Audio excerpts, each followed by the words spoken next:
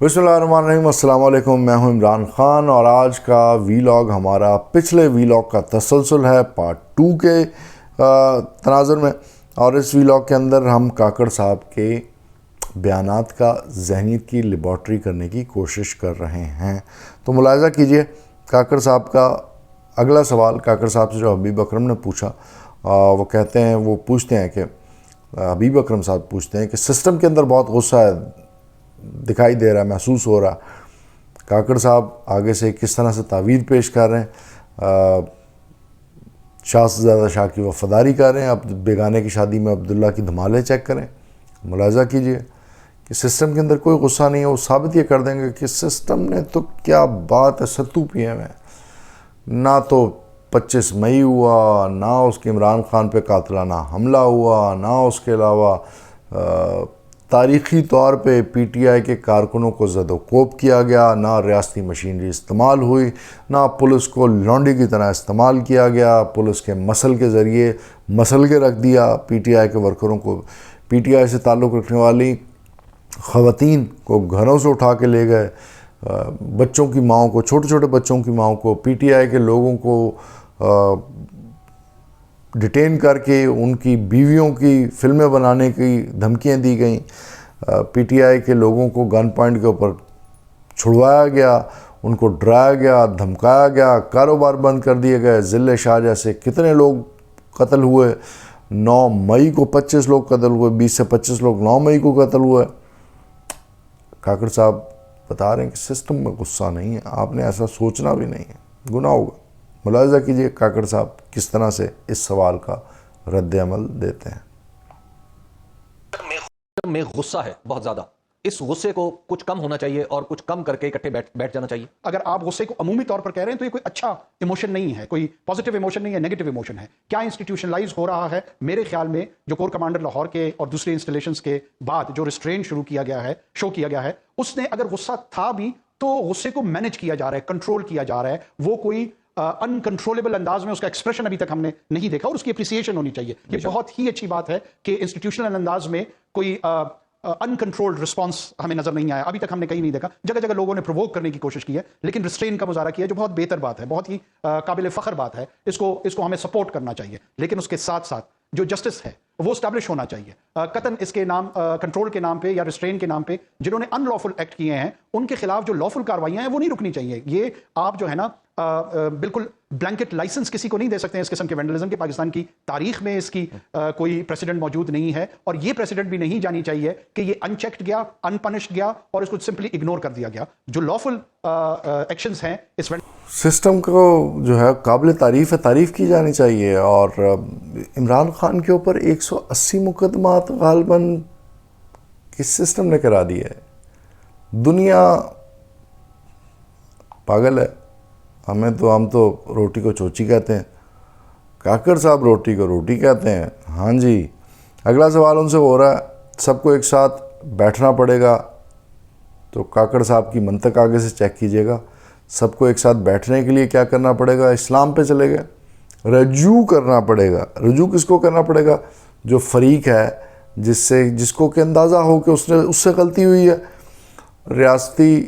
रियासती एग्जिस्टेंशनल थ्रेट ना हो जाए, इसलिए इदारा तो कभी गलती का एहसास कर नहीं सकता और ना ही अपने, और अगर वो ताकतवर इदारा है तो वो तो अपने इंडिविजुअल को भी गलती का एहसास नहीं होने देगा। भले उसे ख्वाब में आके कोई नबी पैगंबर ही क्यों ना कह दे कि तुम भाई दुनिया के सामने जाओ, पूरे मुल्क और कौम के सामने माफ़ी मांगो अपने गुनाहों की, लेकिन क्योंकि वो प्रोटोकॉल चला जाएगा, वो जो मुक़द्दस गाय का एक हुर्मत है वो पामाल हो जाएगी। इसलिए रियासती इदारे का तो कोई इंडिविजुअल भी अब रुजू नहीं कर सकता, अपने गलती को तस्लीम नहीं कर सकता। तो काकड़ साहब किस तरह से बता रहे हैं कि अगर इकट्ठे बैठना है तो इमरान ख़ान को पीटीआई को रुजू करना चाहिए, गलती का एहसास होना चाहिए, माफ़ी मांगनी चाहिए, पब्लिकली माफ़ी मांगनी चाहिए, उसके बाद फिर देखेंगे। वाह, बड़े अच्छे तरीके से आपने बता दिया कि इंस्टीट्यूशंस को अपना, मतलब सबको इंस्टीट्यूशनलाइज चीजें होनी चाहिए और गुस्सा सिस्टम में नहीं रहना चाहिए। लेकिन अब ये कम करने के लिए तो साथ बैठना पड़ेगा। आप क्या समझ रहे हैं? क्या ये सबके सामने टीवी स्क्रीन पे सबको बैठना पड़ेगा, یا بیہائنڈ دا سینس بند کمروں میں کہیں بیٹھنا پڑے گا؟ دیکھیں عدالت ساتھ بیٹھے گی، فوج ساتھ بیٹھے گی، کون کون ساتھ بیٹھے گا، کیا ہو؟ دیکھیں آپ کو جو دین نے بھی ایک طریقہ کار وضع کیا ہے نا، وہ غلطی کا جو اس کی ریکٹیفیکیشن ہے، اس کو جو ریکٹیفائی کرنا ہے، آپ کو رجوع کے لیے کہا جاتا ہے. اور رجوع کون کرتا ہے؟ رجوع وہ فریق کرتا ہے جو سب سے پہلے اکنالج اپنی غلطی کو کرے، تسلیم کرے کہ ہاں میں غلط ہوں. یا تو اسٹیٹ انسٹیٹیوشنز نے اکنالج کرنا ہوگا کہ اب ان کی غلطی ہے، یا اس وینڈلزم کے نتیجے میں ایک اور فریق ہے جس نے یہ اکنالج کرنا ہے کہ یہ غلطی اس کی ہے. اس غلطی کے بعد اس نے ریئلائزیشن میں جانا ہے، اور اس ریئلائزیشن کے بعد اس نے پبلکلی ڈیمونسٹریٹ کرنا ہے کہ وہ واپس مین سٹریم میں جڑنا چاہتا ہے. اگر وہ 2-3 یہ سٹیپس لینے سے قاصر ہے اور وہ یہ سمجھتا ہے کہ یعنی آپ کہہ رہے ہیں کاکڑ صاحب کہ ثالث کا کردار ادا کرنے کے لیے اب کوئی نہیں ہے، اب اپنی مدد آپ کے تحت ہی کرنا ہے جو بھی کچھ کرنا ہے. دیکھیں ثالث فی الحال تو میرے خیال میں آپ کی کوئی فزیکل جو کوارل ہے، جو جھگڑا ہے، وہ تو ابھی تک نہیں ہے. ابھی تک رویے ہیں جس کے متعلق ہم گفتگو کر رہے ہیں، اور اگر رویوں کی بنیاد پہ فیصلے ہونے ہیں تو میں سمجھتا ہوں جو فریق بار بار پی ٹی آئی کہتی ہے ہماری فوج ہے، ہمارا ملک ہے، ہم سے زیادہ کہتی ہے اور رائٹلی سو، تو ان کو یہ آگے بڑھ کر انٹروسپیکشن پہلے دیکھیں کہ یہ غلطی ہے نہیں ہے. اگر یہ غلطی ہے، وہ کہتے ہیں فلاں ایجنسیوں نے یا کسی اور نے حرکت کی ہے، اس کا مطلب ہے یہ ڈسٹنس کر رہے ہیں اپنے آپ کو. تو پہلے اکنالج تو کریں کہ یہ کام غلط تھا، کس نے کیا کس نے نہیں کیا اس کو ڈیٹرمن کیا جا سکتا ہے، اور جس نے کیا میں پھر یہ کہہ رہا ہوں کہ they should not go unpunished. Acknowledgement آپ کو کرنی پڑے گی، پھر اس کے بعد ریئلائزیشن کی طرف آپ آئیں گے. یعنی معافی مانگے پبلک کی. اگر آپ قومی دھارے میں واپس آنا چاہتے ہیں، سازش ہوئی نہیں ہوئی، ایجنسیوں نے کیا کسی اور نے کیا، یہ ایسے بیانات نہ دیں، اس کو بعد میں ڈٹرمن کر لیں گے. پہلے آپ معافی مانگیں. ہیوملیٹنگ انداز میں 9 مئی کو رینجرز کے ذریعے ہائی کورٹ سے، اسلام آباد ہائی کورٹ سے عمران خان کو کڈنیپ کیا گیا، ایبڈکٹ کیا گیا، وہ سب چیزیں بعد میں ہم دیکھیں گے. نہ تو ہم نے کوئی اس کی تحقیق کروانی ہے، نہ ہم نے کوئی کمیشن بنانا ہے، نہ ہی اس کے بارے میں کسی بھی قسم کی انویسٹیگیشن ہوگی کہ موب کس طرح سے وہ کینٹ کے اندر چلا گیا، وہاں تک پہنچ گیا اور انہوں نے اپنے غصے کا اظہار کیا، کور کمانڈر ہاؤس کے اندر گھس کے آگ لگائی. تحقیق نہیں کرانی ہم نے. پہلے آپ معافی مانگیں پبلک میں جا کے، اس کے بعد آپ واپس آئیں، پھر آپ معافی مانگیں. پھر اگر آپ نے قومی دھارے کے اندر وہ کرنا ہے تو پھر ہم دیکھیں گے. کاکڑ صاحب کچھ ایسا کہنے کی کوشش کر رہے تھے. اچھا، پھر یہ ایک اور کلپ ملاحظہ کیجئے کاکڑ صاحب کا، جو کرنل شیر خان شہید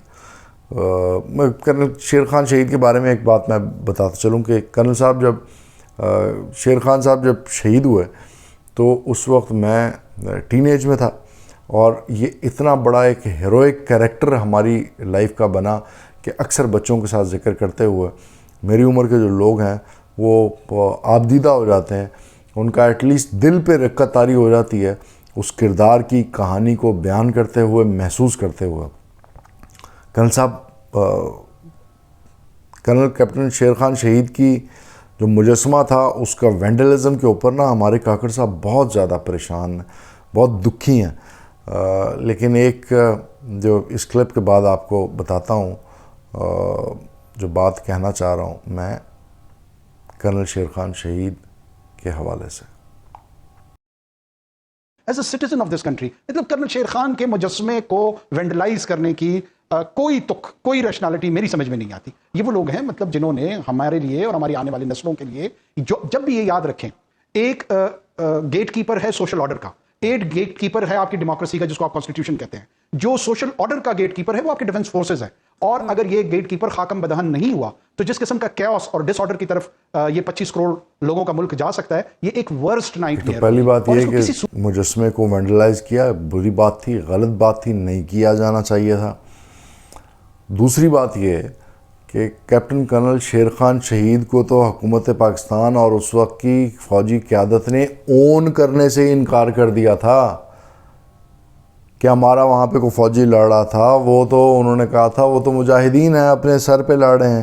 یہ تو اللہ بھلا کرے بریگیڈیئر باجوہ کا جو بریگیڈ کمانڈ کر رہا تھا، جو کارگل کی جنگ کے اندر لڑ رہا تھا، اس کو جب جست خاکی کرنل کیپٹن شیر خان شہید کا ملا تو اس نے اس جست خاکی کے جیب کے اندر پرچی لکھ کے ڈالی کہ اس کو رائے گاہ نہ جانے دینا، اس کو یہ بہترین بہادری سے لڑا ہے، یہ ہمارا دشمن ہے لیکن بہادری سے لڑا ہے، اس کو بہترین بڑے سے بڑے ایوارڈ سے نوازنا. تب جا کے یہاں کے جو ہمارے بے بس بے حس کان تھے، ان کے اوپر کوئی جوں رینگی، اور تب ہم نے ایکسیپٹ کیا کیپٹن کرنل شیر خان شہید کی بہادری کو. ہم تو اس کے جستے خاکی کو لینے کے لیے تیار نہیں تھے. انفارچونیٹ. سوسائٹی کا گیٹ کیپر فوج ہے. آرگیومنٹ آپ کو پوری دنیا کی جو ہے نا تھیوریز اس کے اندر نہیں ملے گا. یہ ہمارے ماسٹرز کیا ہوا ہے انہوں نے فلسفی کے اندر، ہمارے کیئر ٹیکر وزیر اعظم نے، ان کو کوئی سمجھائے کہ سوشل سوسائٹی کے گیٹ کیپرز آپ کے ادیب، شاعر، جرنلسٹ، پروفیسر، سوشولوجسٹ، یہ آپ کے سوشل سوسائٹی کے گیٹ کیپرز ہوتے ہیں جو سوسائٹی کے شعور کو مرتب کرتے ہیں، جو لٹریچر لکھتے ہیں، جو نصاب بناتے ہیں، جو اکیڈیمیاز ہوتے ہیں، جو کہ ذہن سازی کا جن کا سبجیکٹ ہے. اور بھائی پاک فوج یا فوج کسی ملک کے سوشل آرڈر کا گیٹ کیپر نہیں ہو سکتی، وہ بارڈرز کا گیٹ کیپر ہے. اور ان بارڈرز کے اندر کوئی انٹروڈ کرنے کی کوشش کرے تو وہاں پہ اس کا مسل وہ استعمال کرتی ہے. وہ اسی مقصد کے لیے اس کو پیدا کیا جاتا ہے، اسی مقصد کے لیے اس کو ٹرین کیا جاتا ہے، اسی مقصد کے لیے اس کو ساز و سامان دیا جاتا ہے، اور اسی مقصد کے لیے پاکستان جیسے فقیر ملک پالتے ہیں اپنی قوم کا پیٹ پال کے. اس لیے نہیں کہ آپ آئیں اور آپ ہمارے سوشل آرڈر کے گیٹ کیپر بن جائیں. یہ کہ مطلب اس سے بڑی بیوقوف سٹیٹمنٹ، اس سے بڑی انٹلیکچوئل ڈس آنیسٹی، اس سے بڑی مطلب I don't have words, I really don't have words.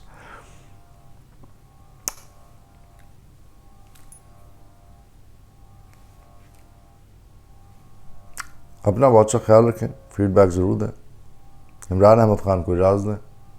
اللہ حافظ.